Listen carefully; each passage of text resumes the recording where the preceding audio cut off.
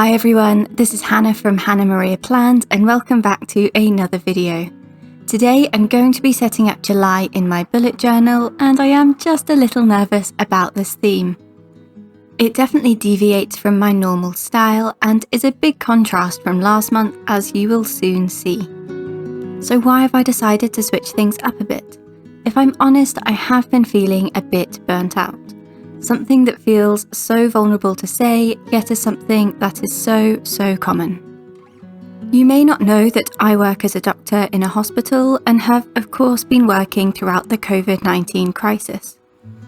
Whilst the pandemic was at its hopefully only peak, I found that painting was the release that I both wanted and needed, and thankfully my creativity was flowing freely. It's just now that things have calmed down and that the shift patterns are returning to normal that my brain seems to be switching off in a reaction to the entire thing. According to WHO, burnout is defined as a syndrome conceptualized as resulting from chronic workplace stress that has not been successfully managed. It occurs when you feel overwhelmed, emotionally drained, and unable to meet constant demands. Something that I'm sure many of us can relate to when there has been possibly one of the biggest global upheavals in our lifetime.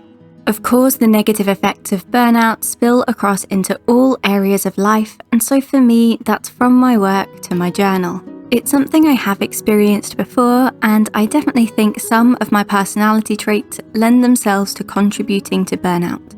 I am definitely a perfectionist, always strive to be the best that I can be, and very much feel the need to be in control of situations, something that is perfect for my job and less perfect at other moments.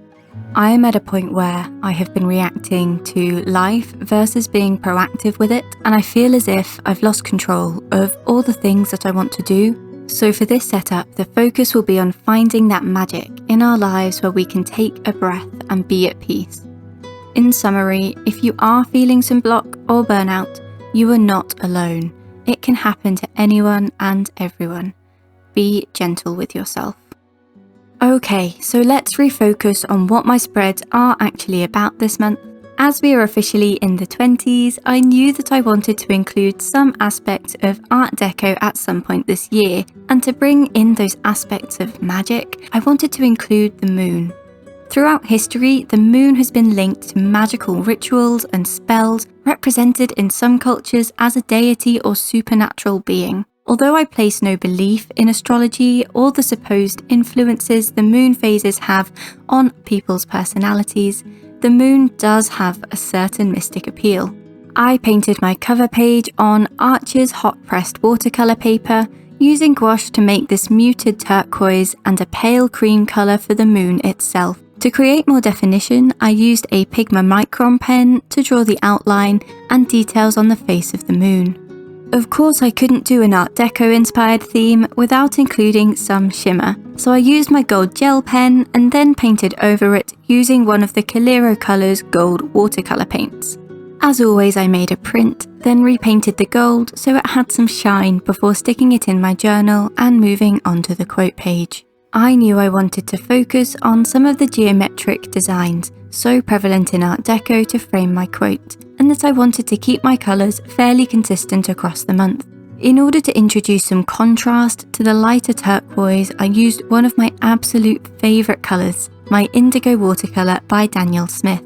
I again used my gold gel pen to draw the outline to this diamond shape, which I'll later go over using the gold watercolour. I wanted my quote this month to reflect my ambitions and intentions, to inspire me to think big even when I don't think my dreams will be possible, and to find my way to a brighter future, so I may not need to feel lost or so stressed anymore. W. Clement Stone once said, "Aim for the moon. If you miss, you may hit a star."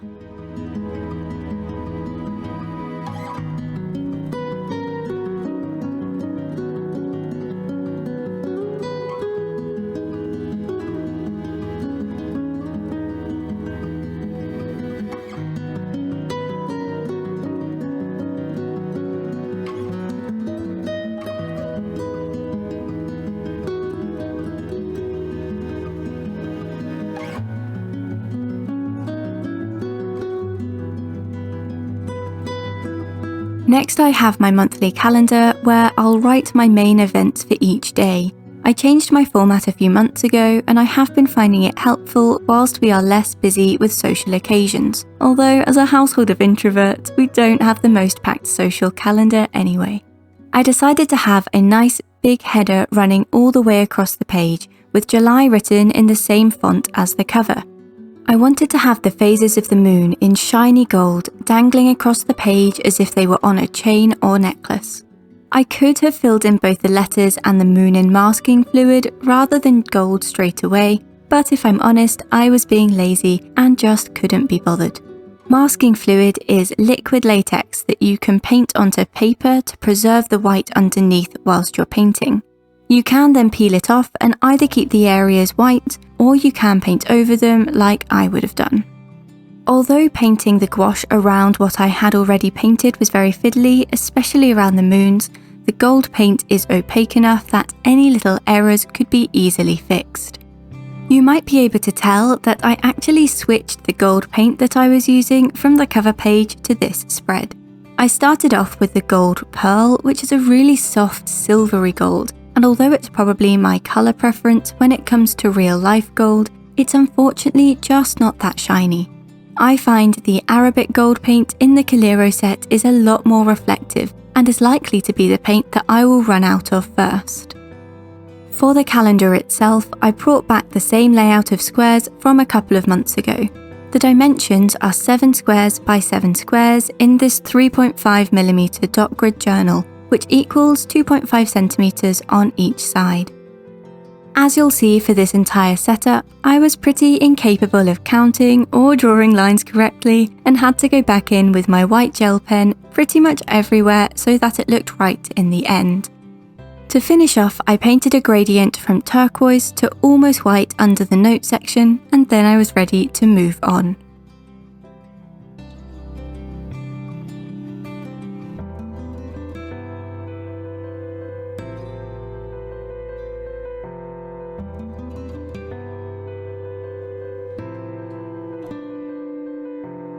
As always, the next spread is my habit and projects page with my habit on the left and my project on the right.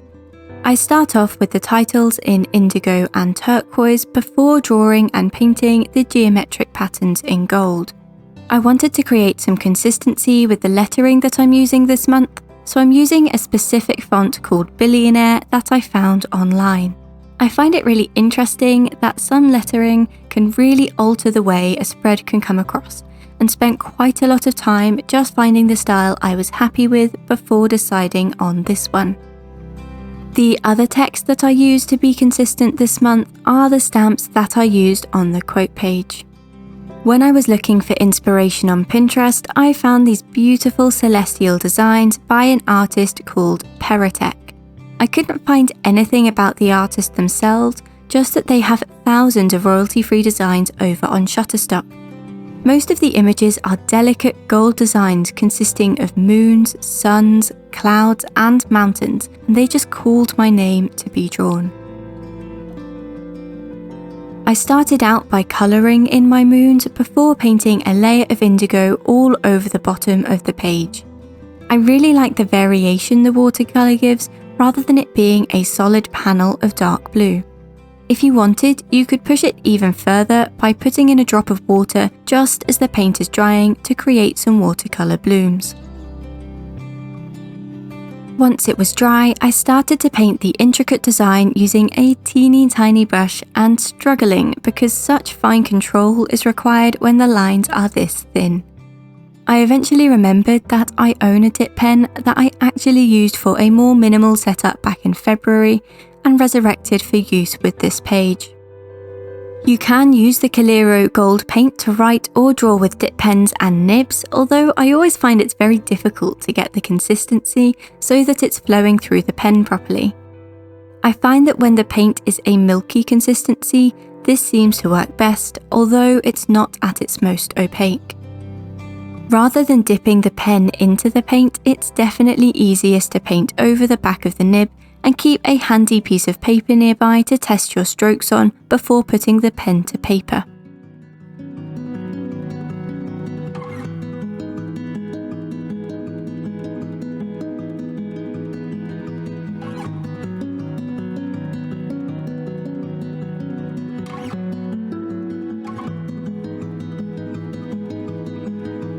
In the UK, things are starting to get back to normal more and more each week, to the point where climbing centres can open again on the 25th of this month. You all know that's what I've been missing the most over lockdown, so I decided to make space for climbing again in my habit trackers. I have to admit that as lockdown has progressed, my motivation to exercise has been dipping lower and lower, whilst the temptation to always be eating chocolate just goes higher. I'm hoping that being able to climb and train again kickstarts me back into a much healthier routine. My projects on the right are still being tracked in this vertical Kanban style, with each of the headers representing plan, paint, edit, sound, extras, and done.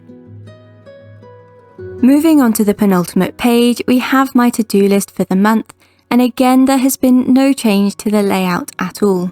I like to split my to-do lists so that I have general things at the top and art-related things at the bottom. I don't tend to put every tiny little task in place, but more of the overarching important tasks such as job applications, making sure everything on my car is up to date, and any shop-related things like new sticker sets that I'm organising. Don't forget that you can get this month's cover page along with a related sticker and all my past setups in my Etsy shop, which I will link down below. As always, there is no pressure at all, but any little purchase is received by me with such joy, and it really helps me to keep producing these videos. After doing the title in, yep, you guessed it, gold, I'm painting the entire outside in indigo. Unfortunately, my camera ran out of space partway through filming, but having seen it on over half the page, I'm sure you get the idea.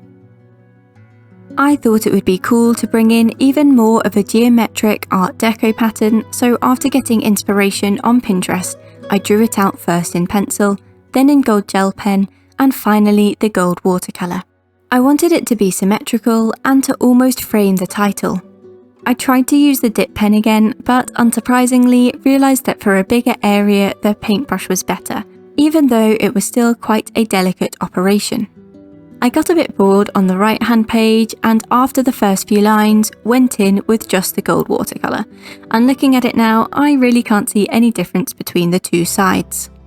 I really love the way the shiny gold contrasts with the deep and rich indigo, and I think this turned into my favourite page of the entire setup.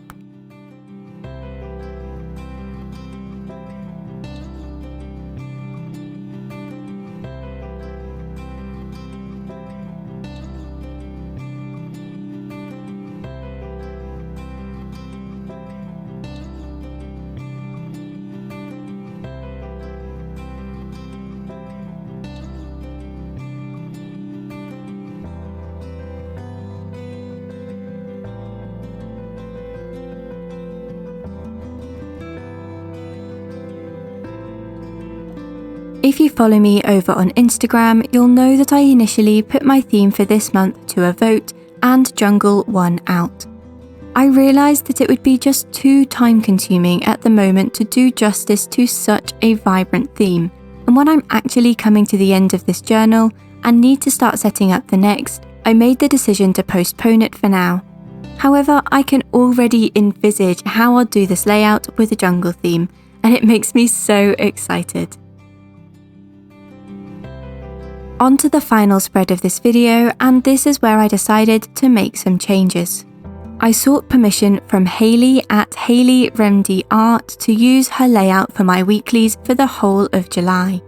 For those who don't know Hayley, she is a fellow bullet journaler on Instagram who has recently started uploading again on YouTube with more videos in the pipeline.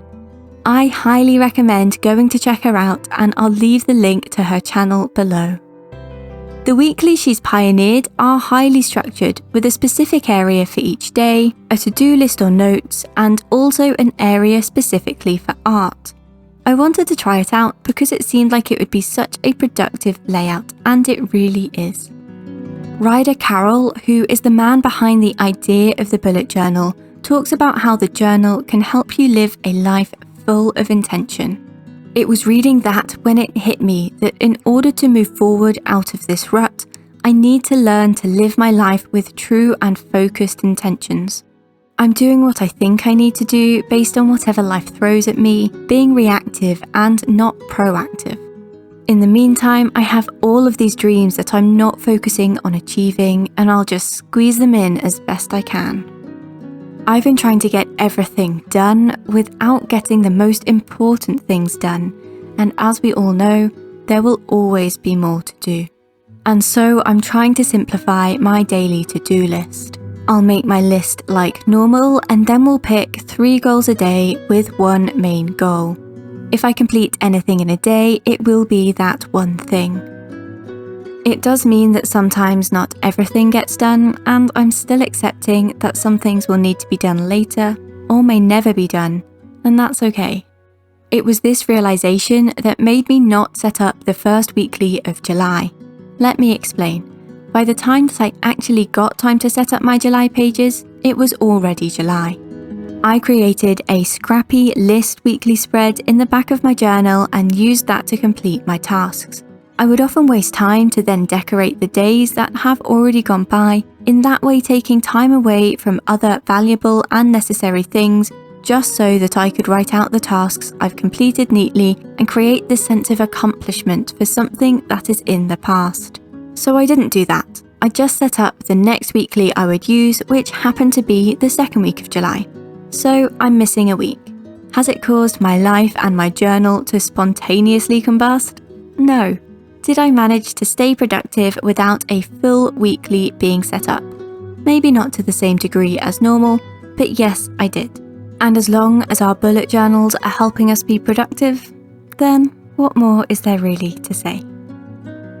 Just whilst we're flipping through this simplified theme, I'd like to take a moment to thank each and every one of you for watching.